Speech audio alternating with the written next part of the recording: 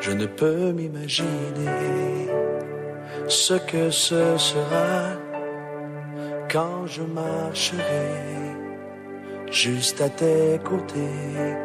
Je ne peux m'imaginer ce que mes yeux verront lorsque ton visage sera devant moi. Je ne peux m'imaginer. Je ne peux m'imaginer.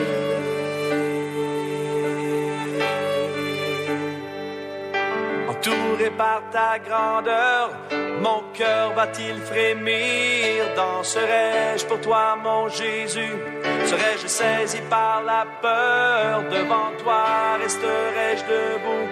Vais-je tomber sur mes genoux? Chanterai-je Alléluia? Est-ce que je pourrais te parler? Je ne peux m'imaginer. Gloire à Dieu, gloire au Seigneur pour cette opportunité qu'il nous donne encore ce moment de nous approcher de lui, comme nous le faisons quasi tous les samedis. Et c'est pour nous une joie de vous savoir nombreux à l'écoute et qui avaient décidé de passer ce moment avec notre Seigneur et notre Roi. Nous allons, comme d'habitude, vous indiquer que nous sommes l'Église des Assemblées de Dieu, Ministère, Restauration.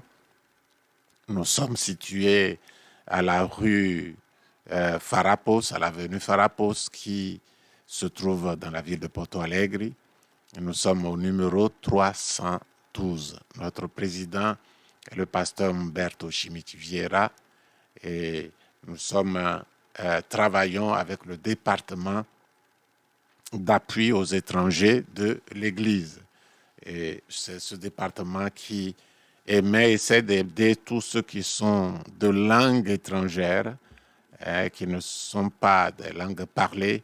Ici, au Brésil, le français, l'anglais et l'espagnol. Nous sommes tous dans la joie de nous retrouver ce matin. Et notre leçon d'aujourd'hui, c'est la leçon numéro 18, qui est le don de la foi. Le don de la foi. Et nous allons prier avant de continuer notre leçon. Seigneur notre Père, nous nous approchons de toi, Dieu, et nous bénissons ton nom, ce nom qui est au-dessus de tous les noms, ce nom qui est le nom du roi des rois, le nom souverain, le nom qui guérit, le nom qui libère, le nom qui sauve, le nom qui baptise du Saint-Esprit, le nom de Jésus-Christ, le Fils de Dieu venu en chair et qui est mort sur la croix pour les péchés de l'humanité, ouvrant donc la voie, la réconciliation parfaite que Dieu a établie entre lui et les hommes par son Fils qui est devenu le médiateur d'une nouvelle alliance, l'administrateur d'une nouvelle alliance entre les hommes et Dieu. Tu l'as permis par lui. Et ce matin, nous te rendons toute la gloire. Père Céleste, nous sommes ici pour étudier sur le don de la foi. Et nous te donnons gloire pour cela. Tu as rendu ces dons accessibles, non pas par leur bénédiction, mais tu nous as donné aussi la possibilité de nous disposer, de suivre tes instructions et de nous disposer pour que tu puisses, notre Père, nous utiliser dans ces dons, afin que, Seigneur Dieu, nous soyons ouvriers avec toi et que les hommes sans valeur que nous sommes, le Dieu Tout-Puissant, puisse nous saisir comme instruments parce que nous sommes devenus ses enfants et nous utiliser pour porter ce qu'il a à cœur à faire au travers de la foi qui ne peut venir que de toi. Ce matin, je prie que tu bénisses chacun à l'écoute maintenant ou qui sera à l'écoute après, Seigneur. Nous voulons, Seigneur, apprendre à chercher, à rechercher ces dons, Seigneur. Le don de la foi est un don important pour nous, Seigneur. Comme tout ce que tu donnes à l'Église est important, nous nous tournons vers toi ce matin pour dire, dispose-nous par l'aide, par la conduite du Saint-Esprit pour que nous devenions tous, ô Dieu, des instruments entre tes mains. Seigneur, non pas pour la gloire de l'homme, mais pour la gloire du Dieu unique que tu es. Le Seigneur Jésus est celui qui a demandé au Père qu'il envoie. Il a obtenu du Père le Saint-Esprit qu'il a envoyé sur l'Église, dans l'Église et dans chaque membre de l'Église. Alors nous prions que le Saint-Esprit nous prépare, tu nous diriges, tu nous éclaires, tu nous permets, Seigneur, de nous disposer, de mettre notre vie non seulement en ordre, en règle, mais à ta disposition, pour que tu puisses nous utiliser, tendre Père. Nous te donnons toute la gloire, toute la louange, au nom de Jésus. Amen. Donc, nous sommes ici, nous allons passer à l'introduction et nous allons commencer le don de la foi. Le verset central est à un autre la foi par le même esprit et à un autre le don des guérisons par le même esprit. En introduction, ce que nous disons, quelle est la différence entre la foi normale et le don de la foi? Quelle est la relation entre le don de la foi et les actions de Dieu comme opération des miracles et des guérisons? La réponse à ces questions et à d'autres concernant la foi et le don de la foi seront connus dans cette leçon. Nous donnerons des réponses à ces questions, mais aussi nous parlerons d'autres réponses, peut-être auxquelles vous n'avez pas posé des questions. Donc, nous allons ce matin donner l'opportunité à Dieu de nous enseigner sur le don de la foi. Le don de la foi, nous avons besoin de savoir dans quelle dimension il se manifeste, comment il se manifeste, comment le distinguer des autres dons et voir son importance dans notre vie personnelle, dans la vie de l'Église. Nous verrons les différents types de dons concernant la foi. Je veux plutôt dire les bénédictions, des différents types de bénédictions que Dieu nous donne à différents niveaux par la foi, qui est la foi donnée aux saints, mais aussi nous verrons aussi tout ce qui concerne, ou le maximum qui concerne, le don de la foi. Et nous voyons maintenant le premier,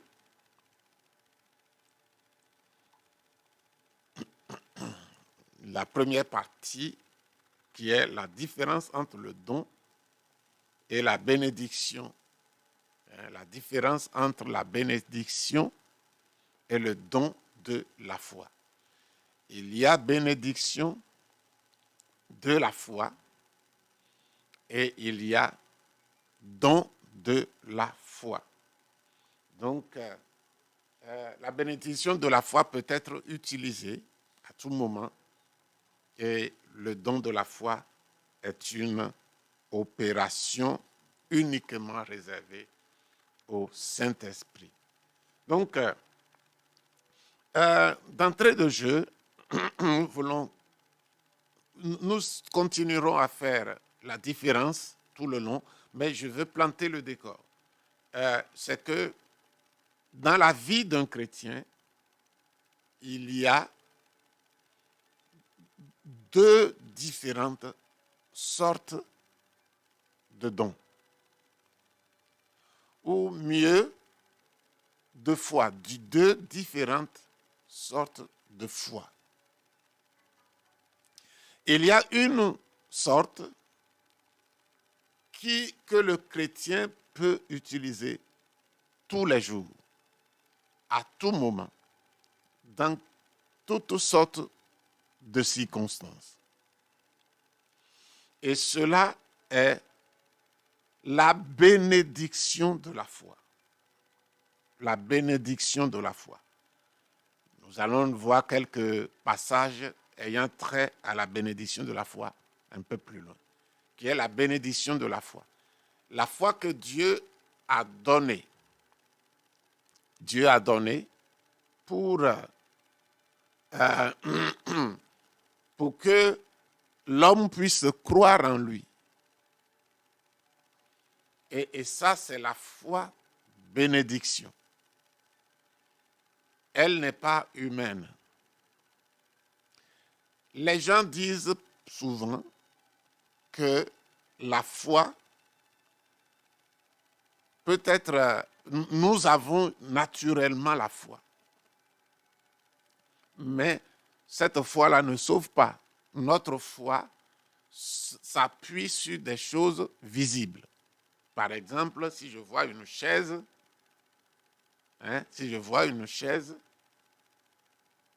je peux savoir que en regardant la chaise, je peux savoir que la chaise peut tenir.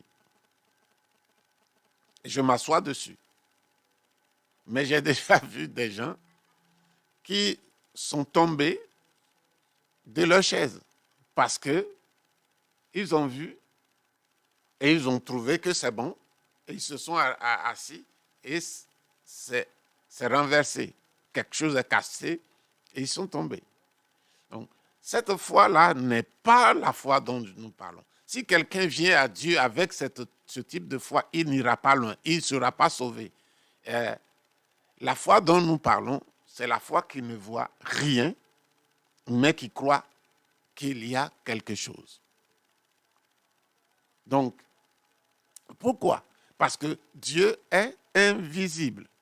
Et tout ce que Dieu nous dit dans la parole de Dieu n'existe pas dans ce monde. Tout n'existe pas dans ce monde.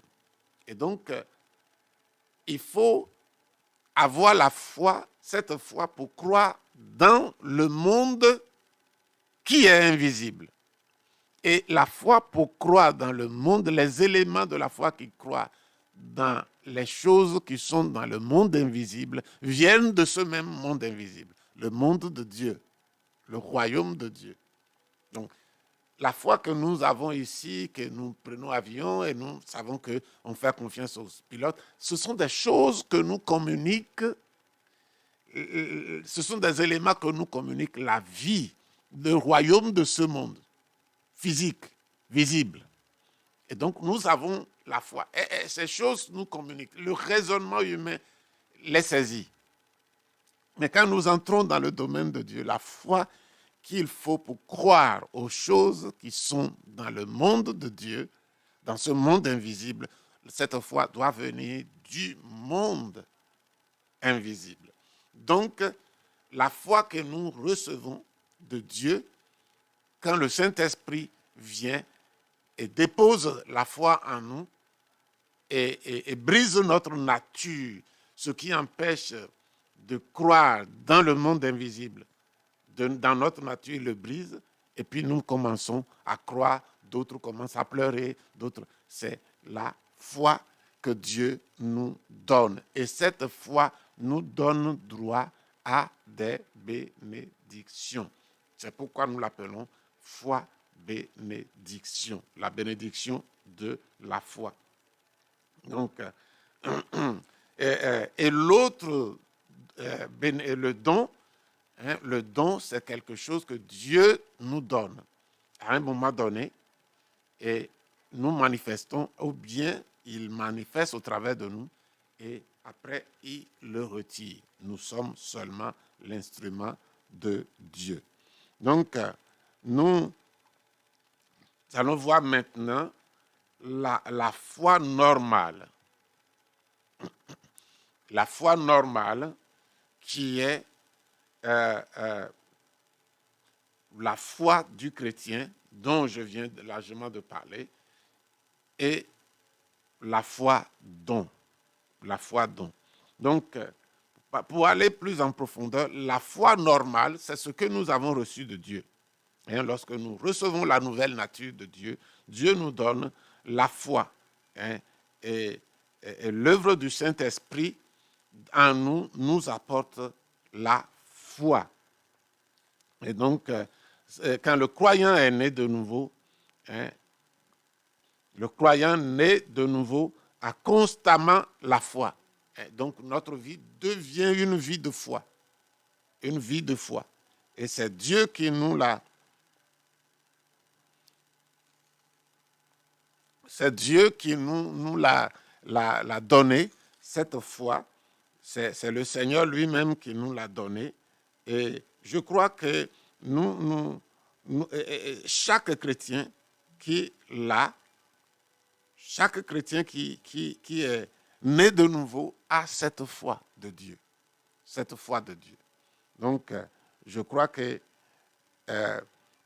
il est l'héritage que Dieu donne à tous ceux qui croient en lui. Quand le Saint-Esprit vient faire le travail de salut, il vient avec la foi. C'est un aspect des dons de l'Esprit. C'est pourquoi j'aimerais que nous voyions des passages dans la Bible et je voudrais expliquer un peu. Quand nous regardons Galates chapitre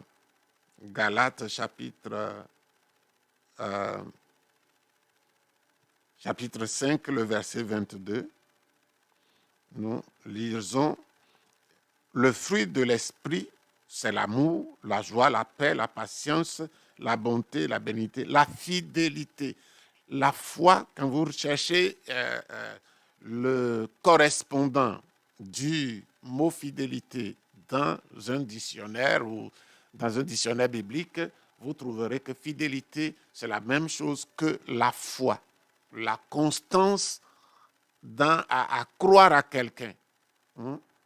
Être fidèle à quelqu'un, c'est la définition de la foi.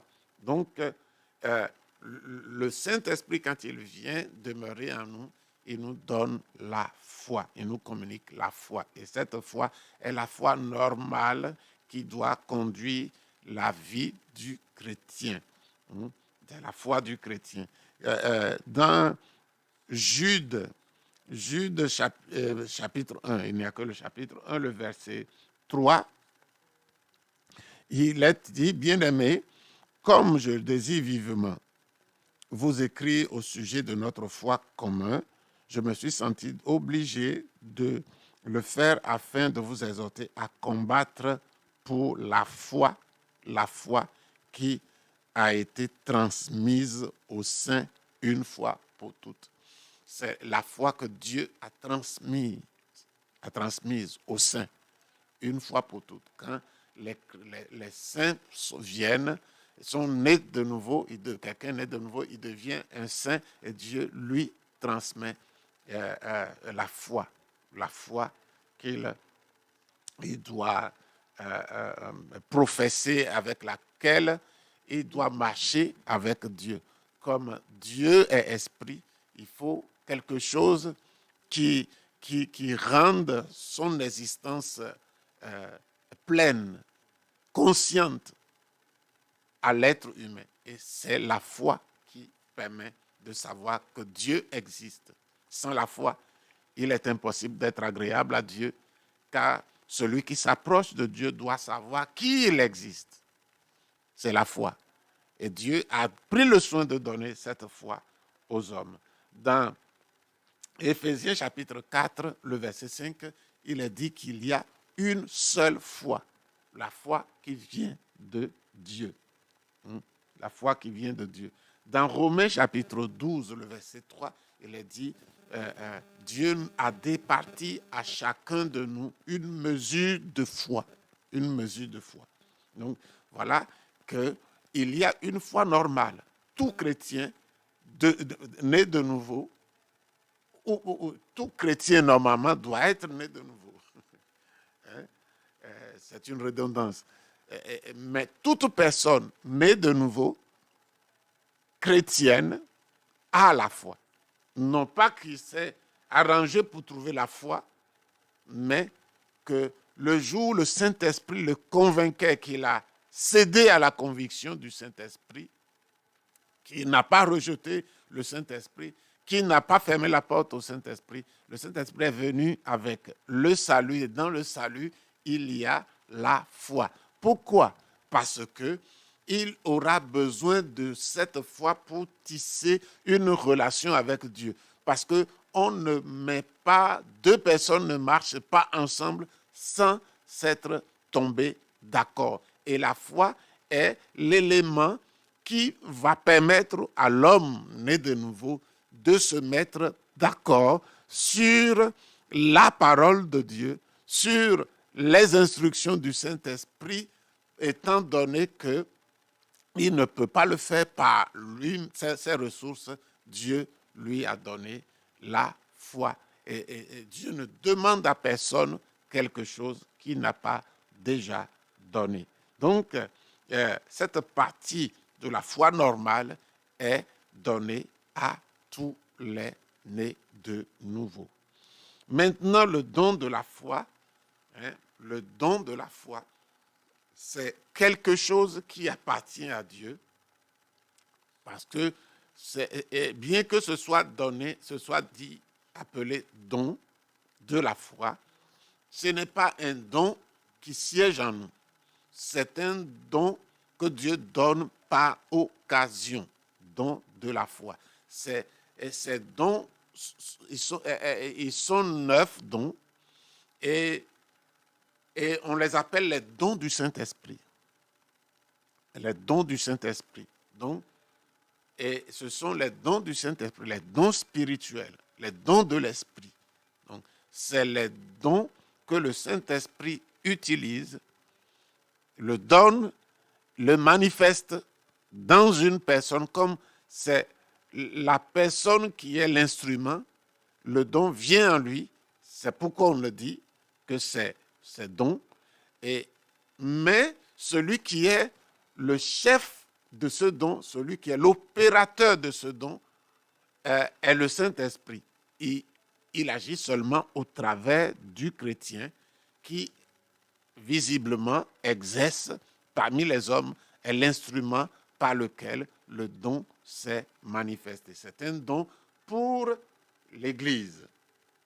Et Dieu choisit un instrument. Donc, le don de la foi est absolument à présenter comme un don, un des 9 dons du Saint-Esprit qui consiste à utiliser simplement un chrétien pour le manifester et le faire bénéficier à l'Église.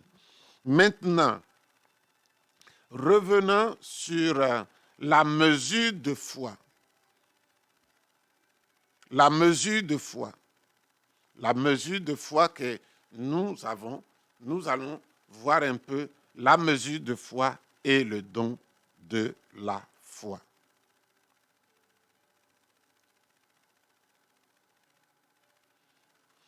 Voilà. La mesure de foi et le don de la foi. Nous verrons la foi avec différentes mesures. La foi avec différentes mesures. Et le chemin qui mène à la révélation qui engendre la foi. Le chemin qui mène à la révélation qui engendre la foi. Et nous verrons en petit 3 la nécessité du don de la foi ou l'importance du don de la foi. Donc, étant ici devant cette partie de la leçon, je veux dire que il y a différentes sortes, différentes mesures de foi. Différentes mesures de foi. Je vais en parler. Premièrement, la Bible dit qu'il y a une mesure de foi, comme nous l'avons vu dans Romains 12, verset 3. Dieu a départi à chacun une mesure de foi. C'est Dieu qui nous a donné une mesure.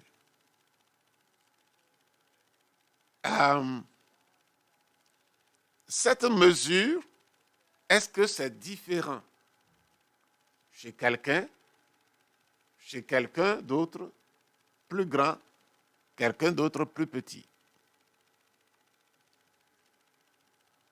Après avoir analysé les textes bibliques, nous pouvons dire que Dieu donne à chacun la même mesure de foi. La même mesure de foi. C'est à nous maintenant, avec les éléments que Dieu nous a donnés, des moyens de grâce que Dieu nous a donnés, pouvons développer cette mesure. Cette mesure de foi n'est pas forcément est la même, parce que si la parole de Dieu est la même, si Dieu est le même, si nous avons reçu une même foi, dans Éphésiens chapitre 4, le verset 5 dit que nous avons une seule foi. Une seule foi. Une seule, doit être la même.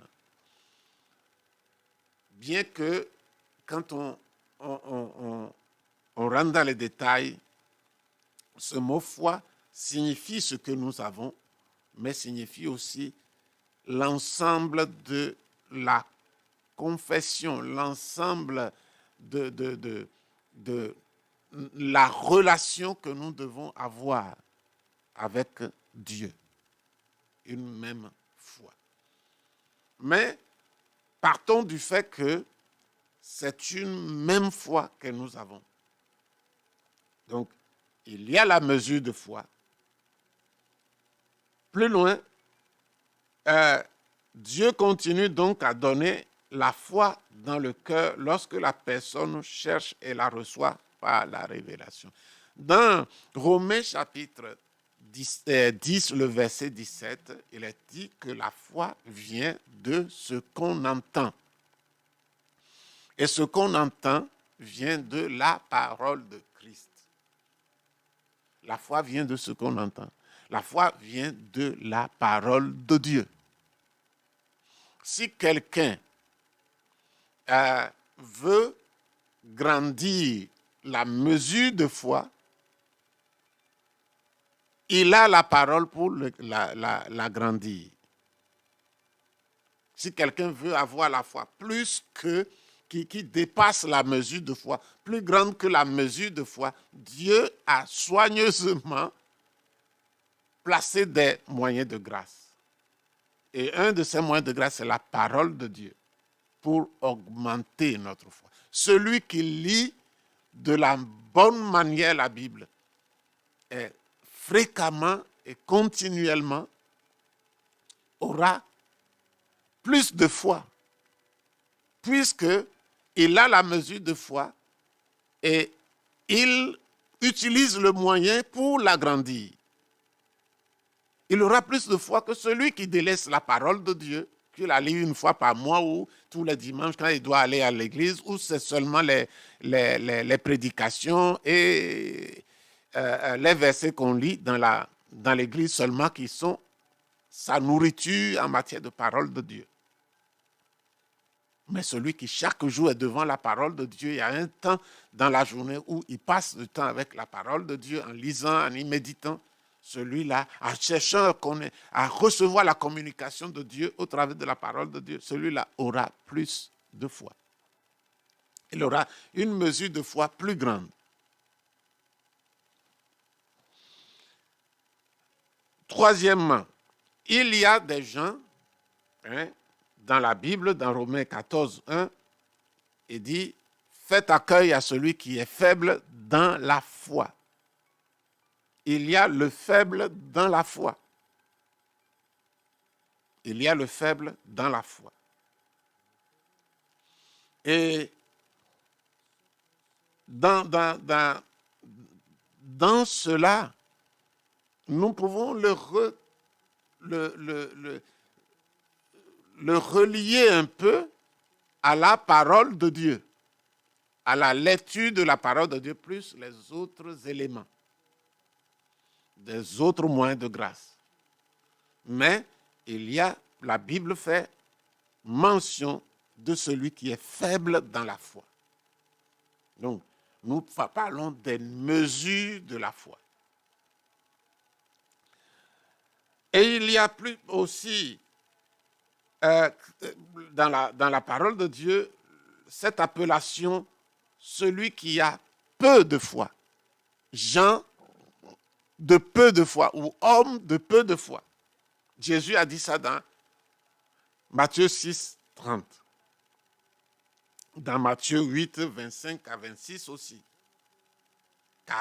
14, 30 à 31 et 16, 7 à 9. Donc, il y a des gens qui ont peu de foi.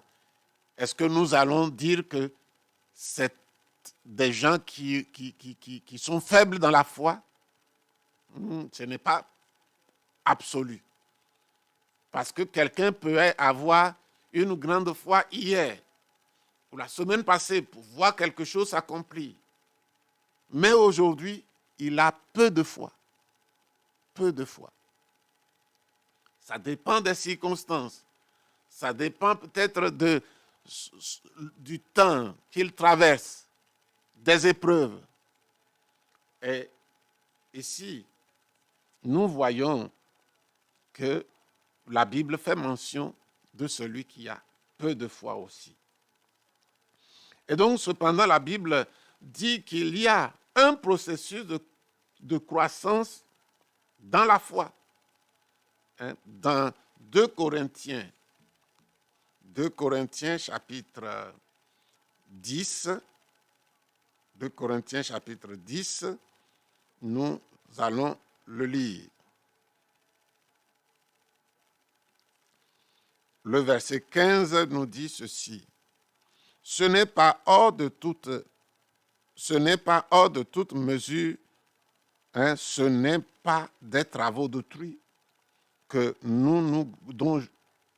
nous nous glorifions, mais c'est avec l'espérance, si votre foi augmente, de grandir encore davantage parmi vous, selon les limites qui nous sont assignées. Votre foi augmente. Il y a la possibilité d'augmenter la foi, qui passe surtout par l'exercice de la foi déjà reçue. Déjà reçue. De la communication de Dieu avec la prière, l'intimité avec la parole et le jeûne.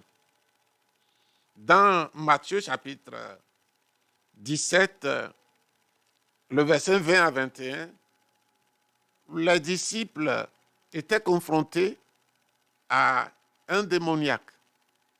Ils ont passé beaucoup de temps à vouloir chasser le démon. Le père de l'enfant leur a amené et ils n'ont pas pu chasser le démon. Et quand Jésus est venu, il leur a dit la cause. Il dit votre foi, c'est à cause de la petitesse de votre foi. Et certaines versions disent à cause de votre incrédulité. Tout à l'heure, je vais mettre un peu de lumière dessus. Certains versets disent à cause de la petitesse de votre foi. Vous savez, le mot grec qui est utilisé a plusieurs sens. Donc, quand les traducteurs qui ne se concertent pas, mais qui connaissent le mot ancien grec, quand ils vont utiliser, ils ne peuvent pas utiliser deux sens. Donc, certains choisissent un sens et l'autre et l'autre. Donc, quelquefois, quand c'est rendu dans la version, c'est un peu différent. Mais au fait, si vous avez le dictionnaire grec et que vous allez dans ce mot, vous trouverez que ce que celui-ci a dit ici, ce que l'autre a dit là-bas, qui semble différent, sont en fait des définitions du même mot. L'un a préféré cette définition et l'autre a préféré une autre définition, mais du même mot. Le grec, généralement, ne définit pas un mot par une seule définition. Définit le mot par 2, 3 et plusieurs définitions. Et donc, c'est le choix du traducteur qui fait que, quelquefois, nous sommes en face d'une différence dans les mots. Petitesse ou incrédulité, ce sont les définitions du même mot grec. Donc, ici, quand les disciples n'ont pas pu chasser, Jésus est venu, il a dit, c'est petitesse de votre foi qui vous empêchez de chasser le démon, ou c'est votre foi, votre incrédulité qui n'a pas pu. Mais il leur a ajouté que ce type, cette caste de démons ne sort que par le jeûne et la prière. Ça veut dire quoi? Ça veut dire que le jeûne et la prière augmentent la foi. C'est ce qu'on peut dire tout de suite. Ça veut dire que le jeûne et la prière, le jeûne associé à la prière augmente la foi. Jésus a montré ça. Maintenant, si nous allons plus loin et nous voyons que c'est l'incrédulité, si nous prenons le mot incrédulité, l'incrédulité vient de la nature humaine, de notre nature terrestre, qui est opposée à Dieu. Si nous devons opérer totalement avec notre esprit régénéré, nous croirons en Dieu sans aucun doute quelque part. Mais comme la nature, nouvelle nature, qui est dans notre esprit, loge avec la nature humaine, parce que nous sommes dans un corps, nous sommes dans ce monde, nous communiquons avec ce monde, nous avons besoin de la nature humaine pour vivre dans ce monde. C'est nécessaire. Si quelqu'un n'a pas la nature humaine, c'est qu'il est parti de la terre. C'est pourquoi les chrétiens ne doivent pas penser que la nature humaine a disparu. Nous serons toujours en face de l'incrédulité. Parce que cette incrédulité, ça vient d'où? Ça vient de notre nature terrestre. Un chrétien qui dit qu'il n'est pas incrédule, ne vit pas sur terre. Il est déjà mort. Parce que nous avons besoin de notre nature humaine pour vivre humainement sur la terre, matériellement sur la terre. Maintenant, elle est remplie d'incrédulité. La Bible dit que la nature humaine est opposée à l'esprit. La chair est opposée à l'esprit. Et donc, ils se combattent tous les jours. Donc, comme nous avons notre homme nouveau, c'est à nous de le nourrir de la parole de Dieu, de la prière, du jeûne, pour qu'il soit plus fort. Et pendant que nous jeûnons, la Bible dit que nous mortifions notre nature humaine. Nous l'affaiblissons, c'est ce que ça veut dire. Et donc, je ne vais pas continuer dans cette direction parce que ce n'est pas l'objectif de notre leçon. J'ai juste une parenthèse pour que vous puissiez comprendre. Peut-être un jour, c'est une belle parenthèse, un jour, je reviendrai dessus. Donc, maintenant, quand nous jeûnons, nous cassons la force de la nature humaine et nous donnons la force à la nature spirituelle, divine qui est en nous, à l'homme nouveau qui est en nous. Et donc, l'homme nouveau trouve son expression. La foi augmente. La foi augmente. Ce n'est pas qu'il y a une autre nouvelle mesure. Non, c'est notre foi que Dieu nous a donnée qui a été empêchée, qui est combattue, étouffée par notre nature charnelle, terrestre. Et que, comme la nature charnelle avait la force, la nature, nouvelle nature, l'homme nouveau est faible.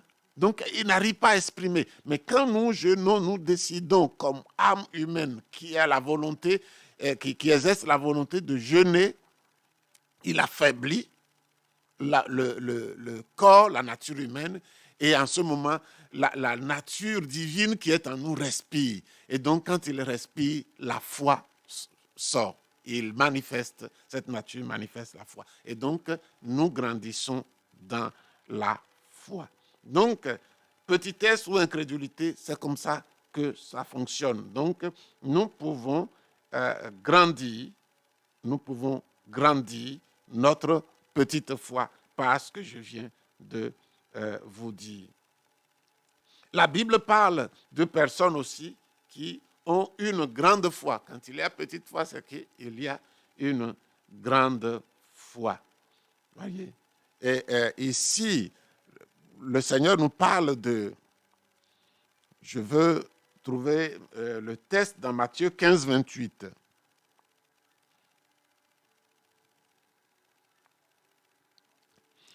C'est à cela que j'ai pensé.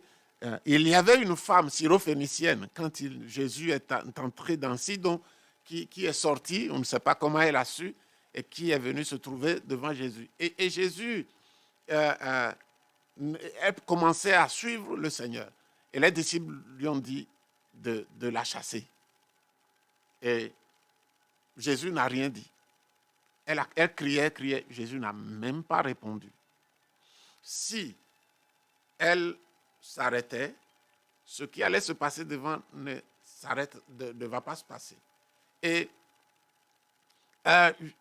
Jésus, à un moment donné, si cette femme, au début, avait une grande foi, Jésus allait le guérir. Parce que la foi attire Dieu. C'est comme un aimant. La foi attire Dieu. Une foi suffisante attire l'action de Dieu. C'est clair. C'est clair. Donc, il y a des gens qui pensent que la dîme, les choses que nous faisons ont une grande importance qui peut remplacer la foi. Ça ne remplace pas la foi. Dieu veut que nous ayons la foi à sa parole. Les autres choses que nous pouvons faire, servir à l'église, faire ceci, ne vont pas remplacer. Ils ont leur place. Ces choses ont leur place dans la vie, notre relation avec Dieu, notre marche avec Dieu, étant devenu enfant de Dieu. Ces choses ont leur place. Mais la foi est le cœur. Si quelqu'un, c'est pourquoi il y a des gens, même dans Matthieu chapitre 7, les gens que Jésus dit qu'il ne les connaît pas, qui faisaient des miracles, qui guérissaient les malades, qui chassaient les démons. Mais Jésus, à la fin, a dit, je ne vous ai jamais connu. Comment ça marche? Ça marche qu'ils ont la foi dans une parole. Celui qui a la foi dans la dîme et qu'il donne la dîme et sait que Dieu le bénira parce que c'est écrit, il ouvrira les écluses des cieux. Celui-là, même s'il n'est pas chrétien, il va voir, c'est une loi divine qui gère la création. Seulement, Dieu concentre cette loi pour ceux qui ont officiellement signé un contrat de relation, une convention, une alliance avec lui. Ce sont les gens nés de nouveau. Mais celui qui prendra cette cette promesse et va l'appliquer, il va trouver la récompense. C'est comme la loi de la semence. Tu sèmes, tu vas récolter. Tu vas récolter. Donc, c'est ainsi. Et même les chrétiens, quand nous pensons que quand nous recevons Jésus, nous avons tout. Mais nous devons utiliser la foi pour prendre. C'est pourquoi les chrétiens sont sauvés, mais ils sont malades. Ils sont sauvés, mais ils sont pauvres. Or, Dieu a mis ces choses pour que nous puissions. Ça veut dire, c'est ce que je disais à quelqu'un, à un groupe de personnes hier.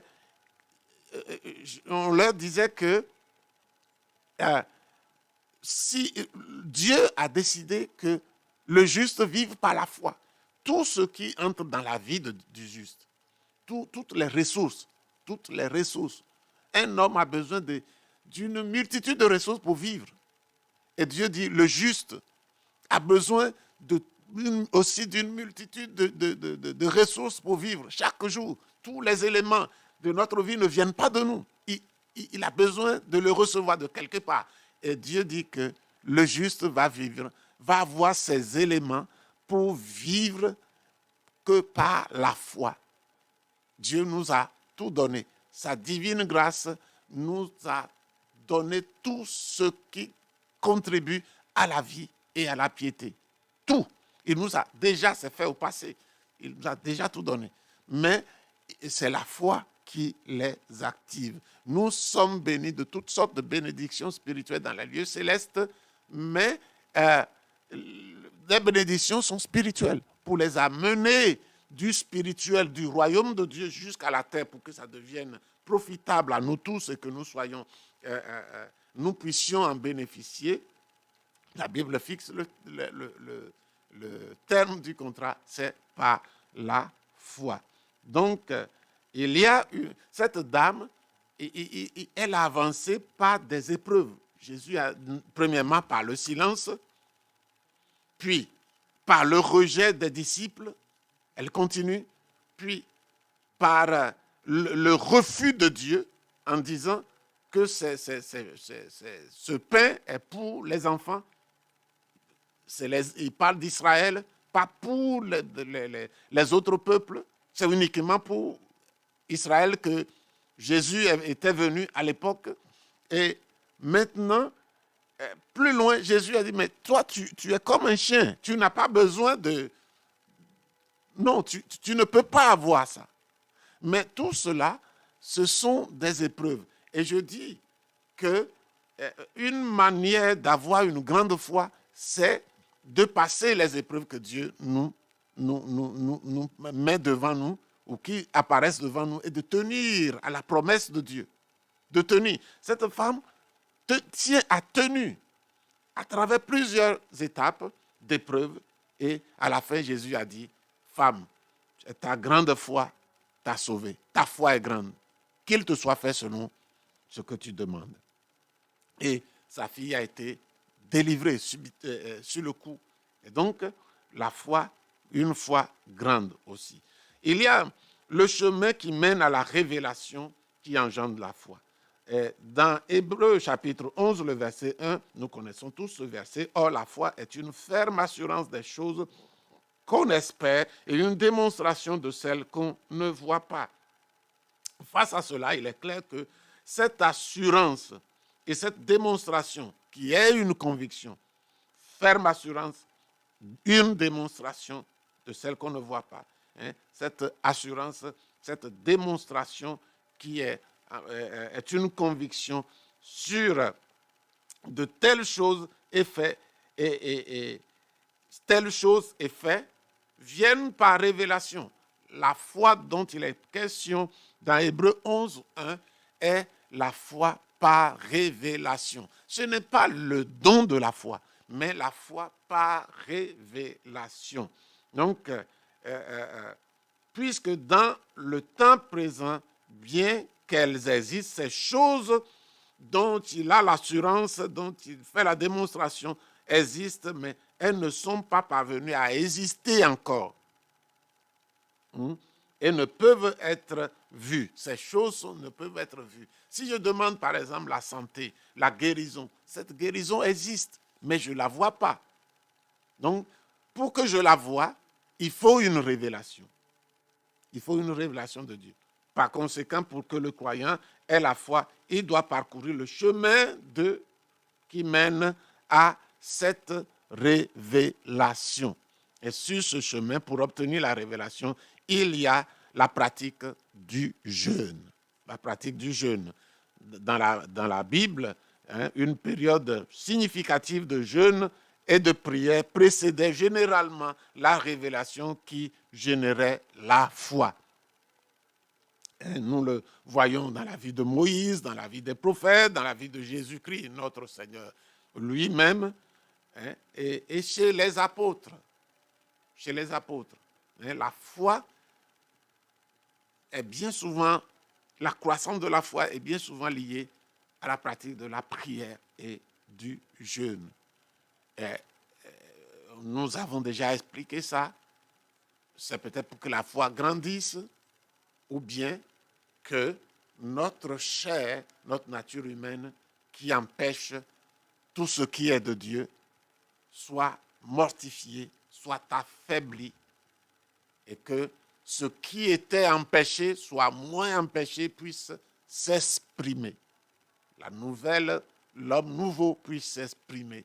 Et son premier cri, c'est que j'appartiens à Dieu. Son premier cri, c'est que je suis de Dieu. Son premier cri, c'est que je vois Dieu. Son premier cri, c'est qu'il dit que tout ce que Dieu a dit est vrai. La guérison que Dieu a promis, je la vois. L'homme nouveau dit, je la vois, parce qu'il vient du royaume. Il est sensible au royaume de Dieu. Il voit tout ce que le royaume de Dieu a placé à notre disposition. Il saisit, puisqu'il est de là. L'homme de la terre est d'ici. Et quand les deux parlent, l'homme est tiraillé dans les deux sens. Il faut faire taire un côté. Si vous faites taire, vous donnez la parole à l'homme terrestre, il va faire taire l'homme spirituel. Mais si vous donnez la parole, le droit à l'homme nouveau, il va faire taire l'homme naturel. Et comment on donne la parole à l'homme nouveau? C'est ça qui nous intéresse. Ce n'est pas donner la parole au vieil homme, à l'homme charnel qui nous intéresse. C'est l'homme nouveau qui nous intéresse. Comment on lui donne la parole? Comment on lui donne le droit d'opérer? C'est par la parole de Dieu, en s'appliquant à la parole de Dieu, en ayant une vie de prière et en jeûnant bien périodiquement et obéissant aux instructions de la parole. Alors, la foi sera libérée. La foi sera libérée. Il y a nécessité de la foi. Il y aura des moments dans la vie du croyant où la mesure de foi déjà reçue ne suffira pas à surmonter les obstacles, les luttes et les persécutions. À ces moments-là, il aura besoin d'une foi qu'il n'a pas. C'est là que la manifestation de l'Esprit a appelé le don de la foi va opérer. Il y a des moments où notre foi que nous avons ne suffit pas. Et il faut quelque chose de plus grand. Et c'est là que le don de la foi qui vient de Dieu pour opérer, pour nous secourir, entrera en jeu. Et la foi manifestée ne sera pas la personne, mais le Saint-Esprit qui le fera au travers de lui. Le Saint-Esprit sera manifesté avec foi. Donc, voilà ce que je voudrais partager dans ce sous-chapitre. Nous allons maintenant au chapitre, sous-chapitre grand 4.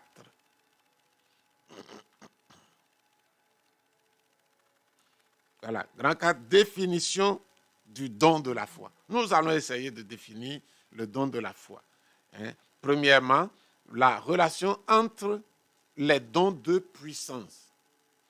2, nous verrons la différence entre le don d'opérer des miracles et le don de la foi. 3, nous verrons aussi une illustration de la différence entre le don d'opération des miracles, le don de secourir et le don de la foi. Il y a maintenant 3 dons que nous allons comparer et par une illustration. Et 4, nous verrons les premiers chrétiens et le don de la foi. Donc, nous commençons comme ça. Maintenant, la relation entre les dons de puissance. Les dons de puissance sont quoi? Sont 3 dons. Le don de guérison, le don des miracles et le don de la foi. Le don de guérison, le don des miracles et le don de la foi sont les dons qui sont dénommés les dons de puissance. Il y a d'autres qui sont dénommés dons de locution, qui sortent par la voix, et d'autres qui sont dénommés les dons de révélation, exactement. Le mot me suit, les dons de révélation. Donc, il y a 3 groupes de dons, de 3 dons chacun. Ça fait 9. 3 fois 3, ça fait 9. Ici, le don des miracles, le don des puissances parle du don des miracles, du don de guérison et du don de la foi. Les 3 sont des œuvres de la foi. Pourquoi nous voulons faire la différence? C'est que les 3 sont motivés, sont générés par la foi. Ces 3 dons. Mais il y a une différence entre eux. Les dons de guérison sont les plus faciles à percevoir. Les dons de guérison sont les plus faciles à percevoir qu'ils sont manifestés par la foi. On les perçoit facilement que c'est la foi de la personne qui a généré ça, ou la foi de celui qui administre ce don. C'est ce que nous voyons. Cependant, en quel moment sommes-nous en face du don de la foi? Et en quel moment sommes-nous en face du don de l'opération des miracles? Comme c'est facile de discerner, dans le cas des dons de guérison, ce n'est pas évident de discerner la foi dans le don des miracles et le don de la foi. Ce n'est pas facile de discerner l'origine. Quelquefois, les gens pensent que j'ai eu la foi. Nous allons voir la différence entre le don d'opérer les miracles et la foi. Quand serons-nous face au don de la foi et quand sommes-nous face au don des miracles? La Bible nous donne cette réponse au chapitre 13 de 1 Corinthiens, lorsque Paul illustre les différents dons pour souligner le caractère indispensable de l'amour dans la vie du croyant, démontrant que sans amour, rien n'a de sens dans la vie chrétienne. Sans l'amour, rien n'a de sens dans la vie chrétienne. Donc, l'amour est le socle des dons spirituels. Dans la vie chrétienne tout entière, mais particulièrement le socle dans le domaine des dons spirituels et particulièrement dans des puissances. Voyons ce que Paul a dit pour faire la différence. Ça nous aidera à faire la différence. Quand j'aurai le don de prophétie, dans 1 Corinthiens 13, 2 à 3, quand j'aurai le don de prophétie, la science de tous les mystères et toute la connaissance, quand j'aurai même toute la foi jusqu'à transporter des montagnes, si je n'ai pas l'amour, je ne suis rien. Et quand je distribuerai tous mes biens pour la nourriture des pauvres, quand je livrerai même mon corps pour être brûlé, si je n'ai pas la charité, c'est-à-dire l'amour, cela ne me sert de rien. Vous voyez ce que Paul dit est lourd. C'est une déclaration choquante. Quelqu'un, l'amour, on ne pense pas que ce soit si lourd, si important.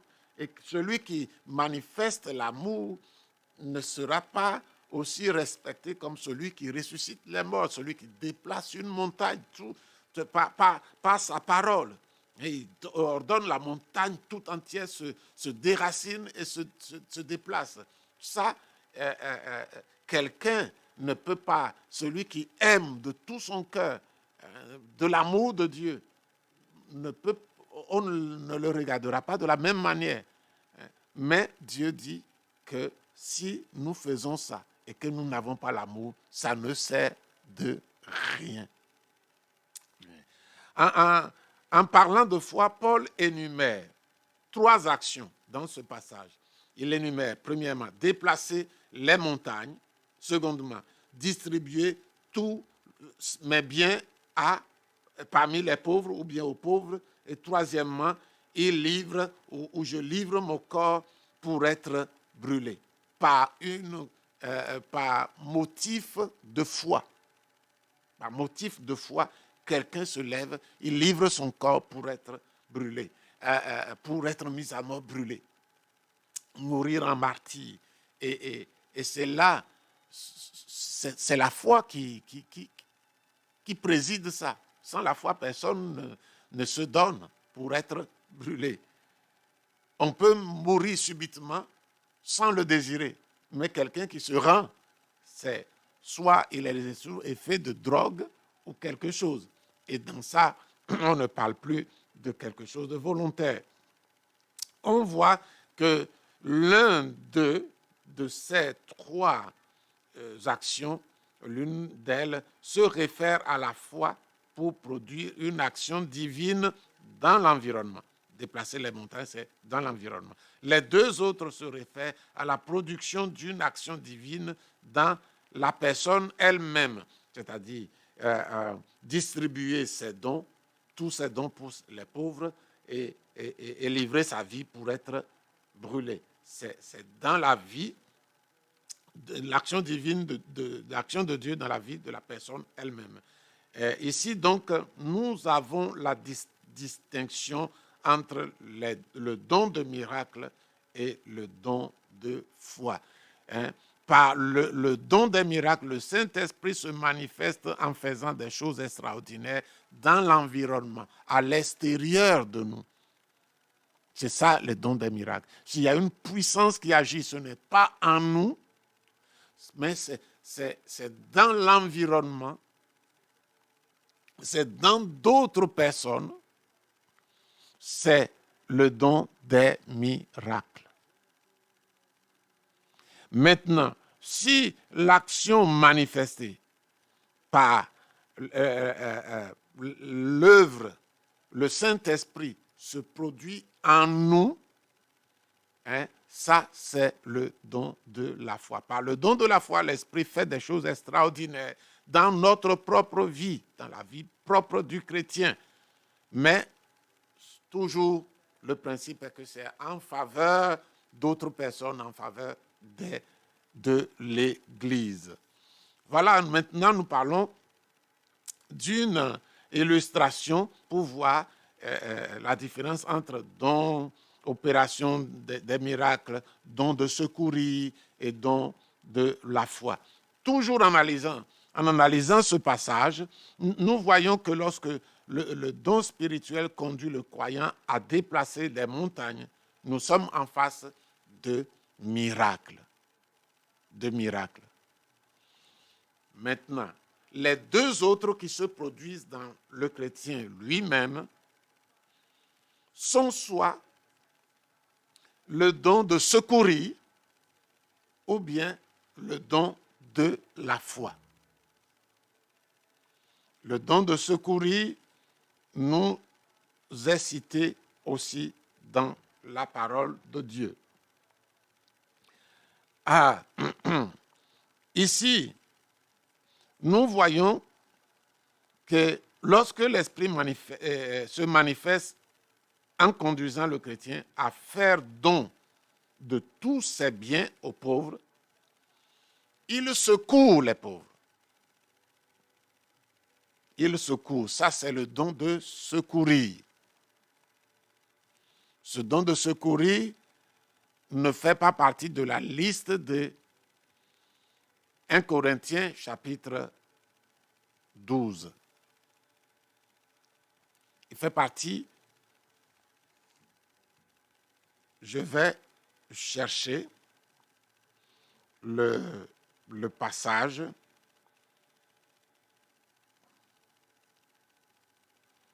et cela nous permettra de voir l'origine du don de secours.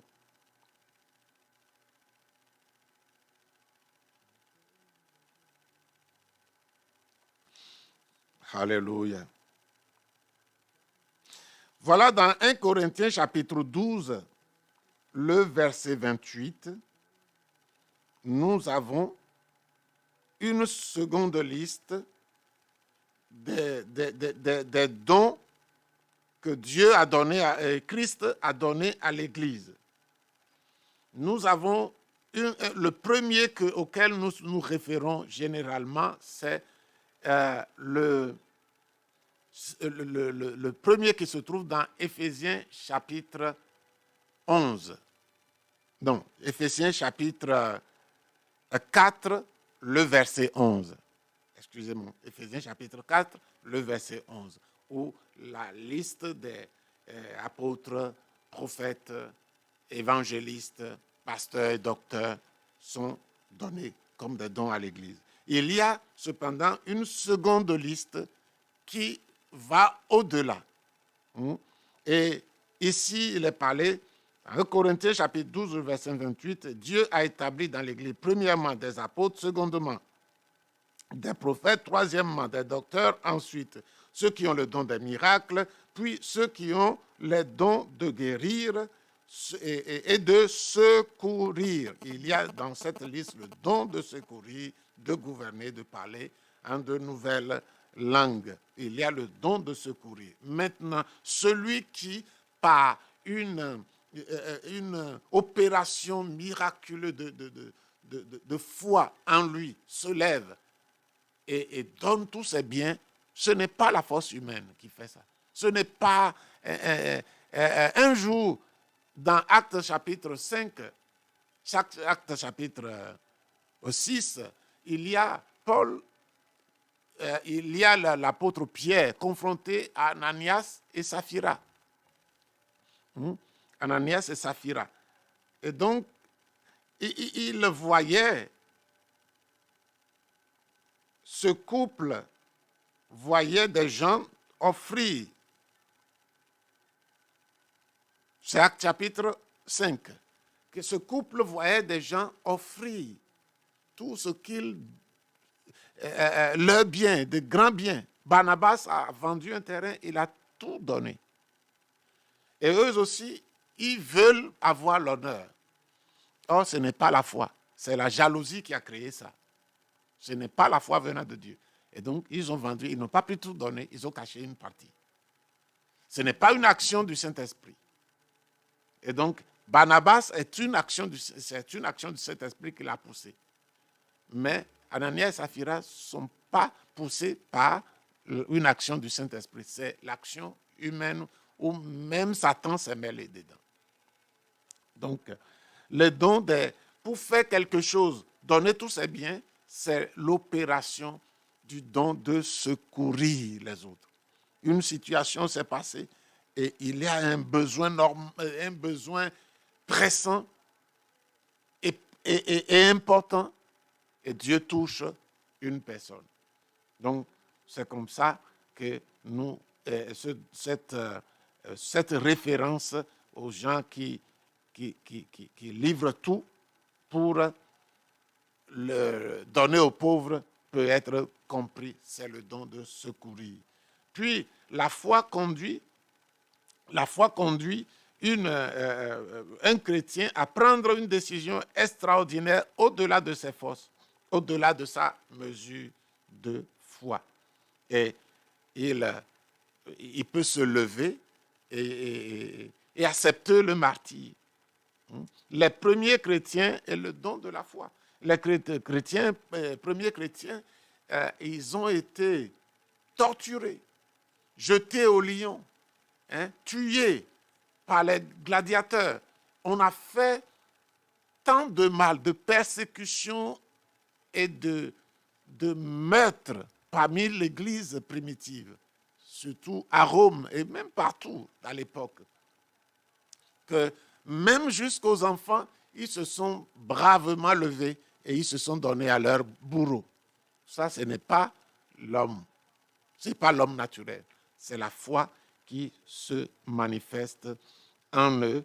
Et c'est certainement au-dessus de la mesure de la foi qu'ils avaient reçue. Mais dans la vie de ces hommes, ces femmes, ces enfants, il y avait le Saint-Esprit, alléluia, qui opérait par ce don de la foi.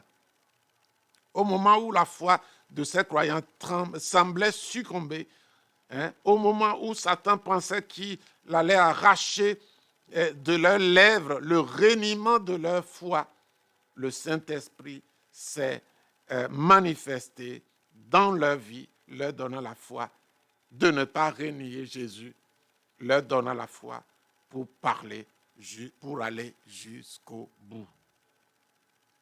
Donc, nous allons citer quelques exemples bibliques. Quelques exemples bibliques.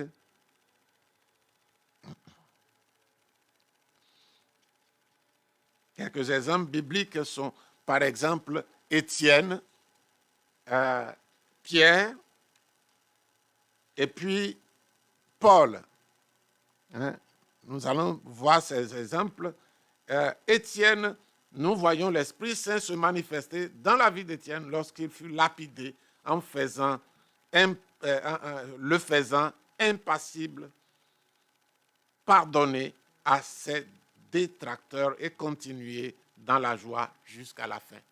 Quand il a été saisi, appréhendé, on lui a fait trop de mal, mais il a aimé continuer dans l'amour de Dieu. Il n'a pas renié le Seigneur, continué dans la même flamme pour le Seigneur jusqu'à son dernier souffle. Et Jésus a apparu, lui est apparu debout à la droite de Dieu pour dire bien fait, serviteur, fidèle, bon et fidèle serviteur.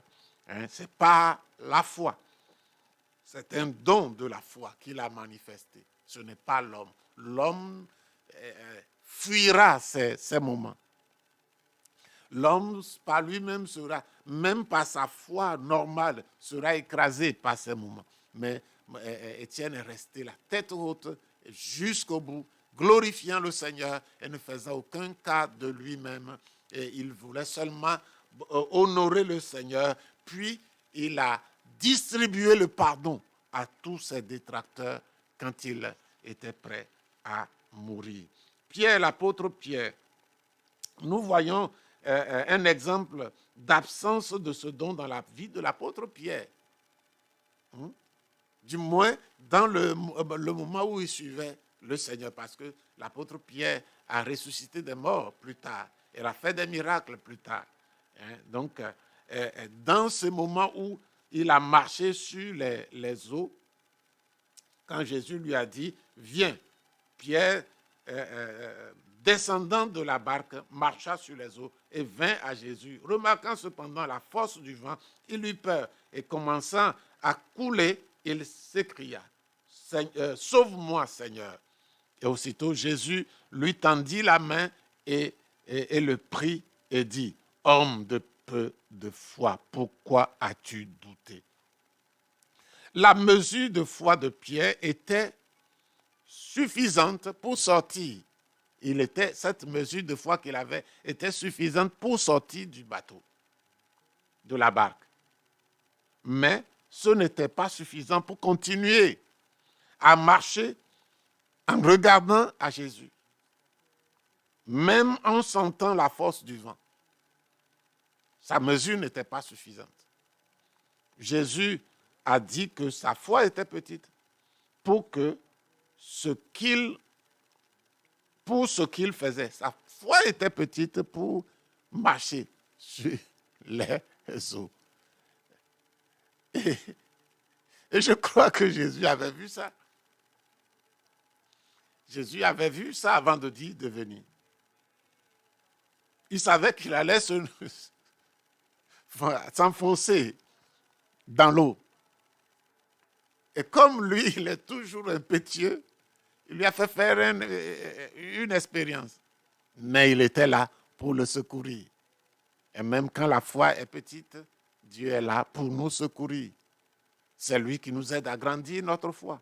C'est sa parole. Cette foi est défendue par nous, mais premièrement défendue dans le ciel, d'où c'est venu. C'est pourquoi nous devons prendre toutes les mesures pour cultiver notre foi. Tous les éléments que Dieu nous dit. Si c'est les épreuves qui font grandir notre foi, nous devons nous y attacher et être fidèles. Si c'est la Bible que nous voulons utiliser, utilisons-la de manière à ce qu'elle nous donne le maximum de ce qu'elle a pour grandir notre foi. Si c'est la prière et le jeûne, utilisons la prière et le jeûne de manière à étirer la croissance de foi dont nous avons besoin. Ces éléments nous sont donnés et c'est à nous de les utiliser. L'apôtre Paul, nous voyons un autre exemple de l'apôtre Paul. Comme il est dit ici, comme nous étions là, depuis plusieurs jours, un prophète nommé Agabus descendit de Judée et vint nous trouver. Il prit la ceinture de Paul et se lia les pieds et les mains et dit, voici ce que déclare le Saint-Esprit, l'homme à qui appartient cette ceinture, les Juifs le liront de la même manière à Jérusalem et le livreront entre les mains des païens. Quand nous entendîmes cela, nous et ceux de l'endroit, nous priâmes Paul de ne pas monter à Jérusalem. Alors il répondit, que faites-vous en pleurant et en me brisant le cœur?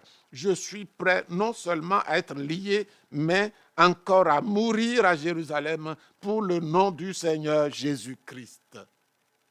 Voilà ce que Paul a dit. Et ça, c'est la foi surnaturelle. Et la foi opérant de la part de Dieu qui fait ces choses. Il y a des exemples dans le monde moderne. Nous avons des exemples dans le monde moderne. Et ces exemples, nous allons les voir un moment. Ce sera la dernière partie de notre programme aujourd'hui. Voilà, exemple dans le temps moderne. Nous verrons ceux qui donnent tout leur bien ou leur temps à l'œuvre de Dieu, ceux qui ont accepté une vie de martyr, et 3, ceux qui donnent des exemples de héros de la foi, et 4, voir le résultat de tout cela, ce que ceux-là reçoivent en retour, la joie et l'approfondissement relationnel avec Dieu. Donc, je crois que nous avons le don, nous voyons le don de la foi se manifester de nos jours, amenant les croyants à faire des choses qui sont au-dessus de leurs forces spirituelles, des actes qui dépassent la mesure de foi qui leur a été départie par le Seigneur. Il y a ceux qui donnent tout leur bien ou tout leur temps. Quand nous voyons un croyant donner tous ses biens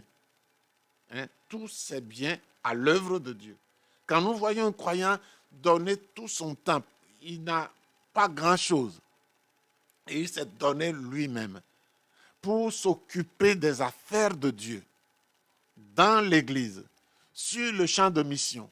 Il y a des gens qui ne sont pas prédicateurs, qui sont très utiles. Oui, ils savent prêcher, ils ne sont pas envoyés comme premièrement des prédicateurs, mais comme des professionnels, des menuisiers, des maçons, pour s'occuper d'un siège de mission, pour s'occuper d'un siège ou d'une église. Ils passent leur temps. Quand nous voyons par exemple Anne dans la prophétesse, qui a reçu Jésus à la présentation dans le temple, elle n'était pas une prédicatrice, mais elle était dans le temple. Il priait, il jeûnait pour la révélation du Messie à Israël. Et il y a des gens, hommes comme femmes, qui ont dédié leur vie à Jésus, bien qu'ils n'ont rien de matériel. Leur personne est dédiée à Dieu, est livrée à l'œuvre du Seigneur. Donc, c'est une foi qui dépasse la normale. Qui dépasse la normale. Ils sont motivés par une foi qui dépasse la normale. Et généralement, cela vient de Dieu. Parce que si ça ne vient pas de Dieu, ils font ça une semaine, 2 semaines, 1 mois, ils vont s'arrêter. Mais d'autres, ils ont donné toute leur vie au Seigneur. Je ne méprise pas ceux qui donnent 1 mois, 2 mois, 1 an, 2 ans au service de Dieu, puis reviennent. Ça, ce n'est pas de ça que nous parlons ici, bien que cela soit une chose appréciable. Et il y a d'autres, nous voyons d'autres missionnaires aller dans des endroits dangereux et d'autres sont morts. Ils sont déjà, ils y sont parce qu'ils ont donné toute leur vie au Seigneur. Adviendra ce qui pourra, mais ils sont livrés à Dieu comme des martyrs. Et ceux qui ne meurent pas martyrs sont préservés par Dieu parce que pour eux, si ça doit aller jusqu'à la mort, je suis prêt, Seigneur. Et c'est le Seigneur qui décide. Et d'autres qui sont morts courageusement en martyrs, ne reculant pas devant les assauts de l'ennemi, mais qui marchent jusqu'au dernier pas que le Seigneur leur a mesuré sur la terre. Des femmes, quand nous voyons des missionnaires risquer leur vie, la vie de leurs enfants, de leurs femmes, pour prêcher l'évangile dans un endroit où l'évangile est interdit, quand on voit un croyant dans un pays comme la Corée du Nord, comme l'ex-URSS, jusqu'à très récemment, pour la Corée du Nord, en Chine, être torturés à mort, quand ces serviteurs de Dieu sont torturés à mort, ils n'ont pas bronché, mais même jusqu'à ce que la mort advienne, parce qu'ils ont décidé, ils ont eu la foi de glorifier Jésus jusqu'au sacrifice ultime, c'est-à-dire la mort. Donc, il y a des héros de la foi. Il y a la manifestation du don de la foi dans nos jours. En nos jours seulement, ce n'est pas documenté comme c'est documenté dans la parole de Dieu. Ceux qui donnent, il y en a qui donnent des exemples de héros. Voyons des gens qui ont tellement ouvert leur âme à Dieu. À cause de cela, l'Esprit les pousse à faire des actes d'héroïsme et de bravoure et d'altruisme. Cela aussi, il y en a dans le christianisme, dans l'Église du Seigneur d'aujourd'hui. Et qu'est-ce qu'ils ont? Qu'est-ce qu'ils reçoivent en retour pour l'instant sur la terre? Ceux qui continuent de vivre, ils ont la joie et l'approfondissement de leur relation avec Dieu. Ils sont contents, heureux de servir leur Dieu de cette manière. La joie du Saint-Esprit, la paix de Dieu gardent leur cœur et leur pensée en Christ Jésus. Ils obtiennent cette joie, cette paix, cet approfondissement de leur confiance et de leur communion avec le Maître. Alléluia. Comme il est ineffable de se sentir un canal de Dieu pour l'opération de ce produit, de ce don de foi. Alléluia. Nous ne disons pas que tous les héros n'avaient pas leur propre foi. Tous les héros que vous voyez n'ont pas vécu seulement sur le don de foi qui est venu. Ils ont leur propre foi, qu'ils ont développé au niveau maximum qui leur était permis. Puis, ne pouvant pas, avec cette foi normale du chrétien, pousser à son plus haut niveau, mais ne pouvons pas entrer dans cette dimension que seul le don venant du Saint-Esprit pourrait nous assurer.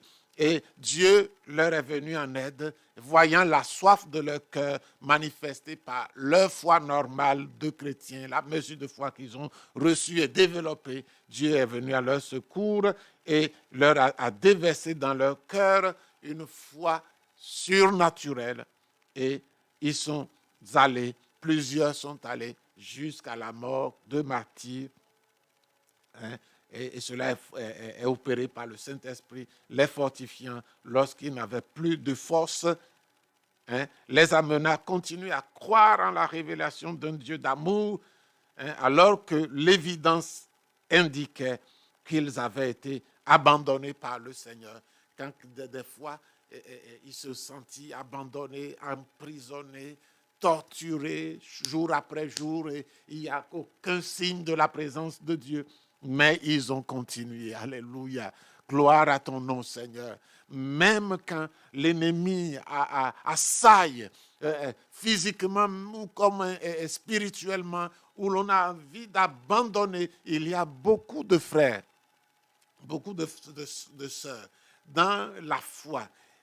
Le fait, et c'est pourquoi, frère, je crois que nous faisons un grand tort à nous-mêmes lorsque nous ne profitons pas de la parole de Dieu pour nous approfondir dans l'amour de Dieu, dans ce que Dieu veut faire, ce que Dieu a déjà préparé dans le spirituel. Lorsque nous ne voyons pas toutes ces promesses bénies de Dieu, toutes ces richesses qu'il a acquises pour nous en Christ, dans les lieux spirituels. Il nous a bénis de toutes sortes de bénédictions spirituelles.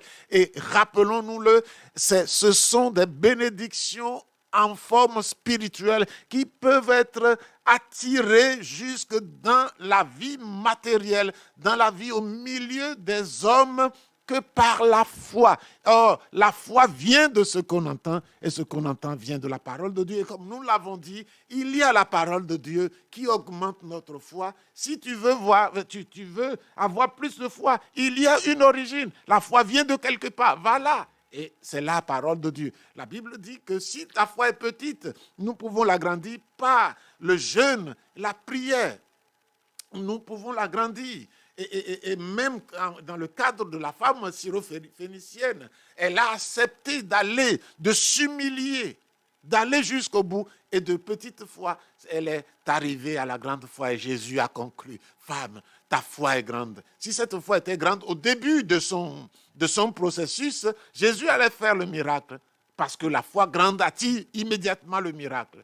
Et Jésus a attendu qu'elle grandisse sa foi. Et nous, par exemple, tu traverses quelques épreuves aujourd'hui et Jésus peut te dire, s'il veut te parler en réalité, il te dira, mon fils, ma fille, je te permets de grandir.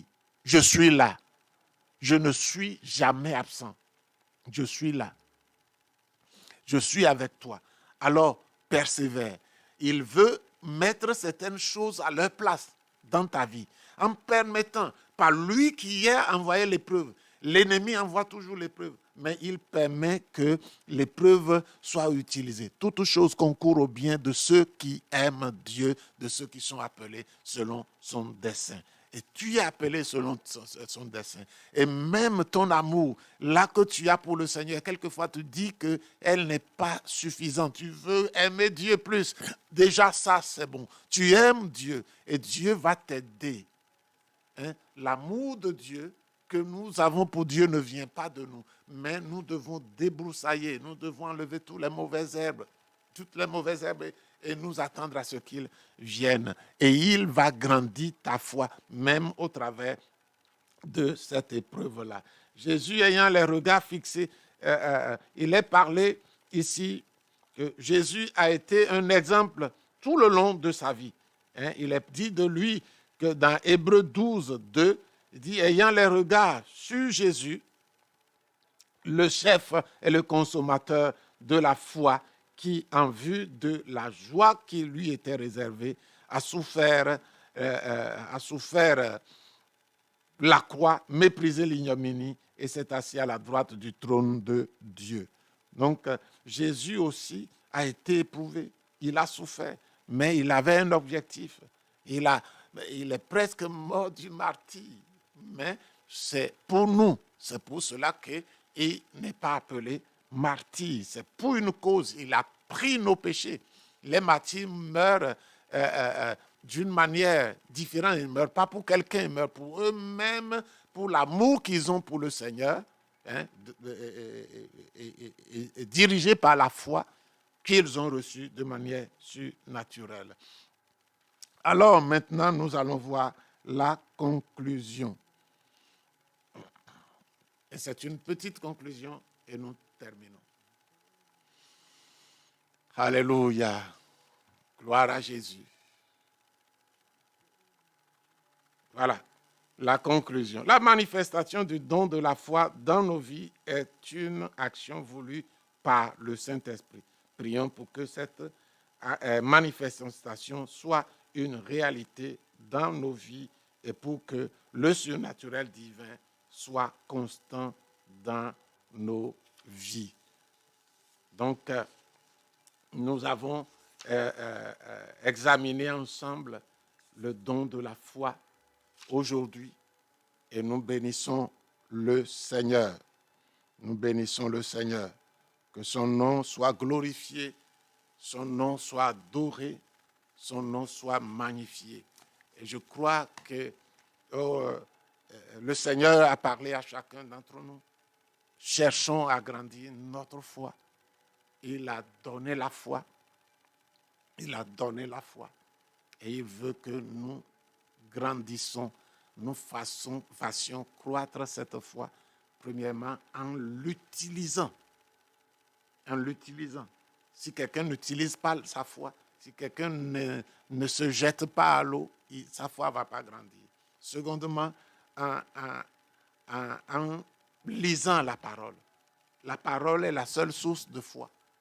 Dieu dit, la foi vient de la parole de Dieu. Troisièmement, il faut accepter de jeûner et de prier pour que l'homme nouveau qui est en nous domine l'homme naturel que nous avons dans notre chair. Et quatrièmement, il faut que nous sommes éprouvés, ne jetons pas l'éponge. Il y en a qui ont été éprouvés dans la maladie et ils sont allés au suicide. Ils sont allés à des choses terribles. D'autres ont abandonné la foi. Ce n'est pas l'objectif de Dieu de nous abandonner. Et alors, ce ne doit pas être notre objectif de l'abandonner. Ce qui arrive de difficile, il y a une théologie qui nous a mal conditionnés. Et cette théologie, c'est selon laquelle Dieu dispose, c'est Dieu qui ordonne tout. À quelques endroits, notre foi est fataliste, comme la foi islamique. Non, la foi ne doit pas être fataliste. Nous connaissons, Dieu dit que toute grâce excellente, tout don parfait, descende d'en haut, du Père des Lumières, chez lequel il n'y a ni changement ni ombre de variation. Tout ce qui sort de Dieu est excellent. Sa volonté pour nous, elle est bonne, elle est agréable, elle est parfaite. Elle est parfaite. Dieu, la Bible dit que Dieu ne peut pas être tenté par le mal et il ne tente lui-même personne. Quand nous représentons correctement la nature de Dieu qui se résume par l'amour, Dieu est amour. Dieu n'a pas l'amour. Dieu est lui-même l'amour. Sa nature est amour. Donc, si quelqu'un est amour, comment le mal peut sortir? Imaginez un père qui aime à la petite dimension humaine son fils, peut-être son fils unique, et qui va penser du mal. Non, tout ce qu'il va acquérir, c'est dans son fils qu'il veut l'investir. Tout le royaume, l'empire matériel qu'il va bâtir, des biens, de l'argent, des entreprises, tout ce qu'il pouvait acquérir c'est pour son fils. Quelqu'un touche à son fils, il va le broyer. Mais que pensons-nous de Dieu qui nous aime, qui est amour? Croyons-nous que quelque chose de mauvais va sortir de lui pour nous? Non, c'est impossible. C'est tout le mal qui arrive dans le monde, il a une source. Le diable vient pour voler, pour tuer et pour détruire. Tout ce qui est vol, c'est-à-dire vol de ce que Dieu nous a donné, vol de santé par la maladie, vol d'argent par la pauvreté, et tout ça là, c'est le diable qui les cause. La mort, c'est le produit de la reine du diable. La destruction, je ne veux pas définir ici, est le produit du diable. Alors, Dieu est bon. Et même quand nous traversons des épreuves, il ne nous abandonne pas. Il ne nous abandonne pas. Il n'y a personne qui va vivre sur la terre et qui n'est pas éprouvé. Personne.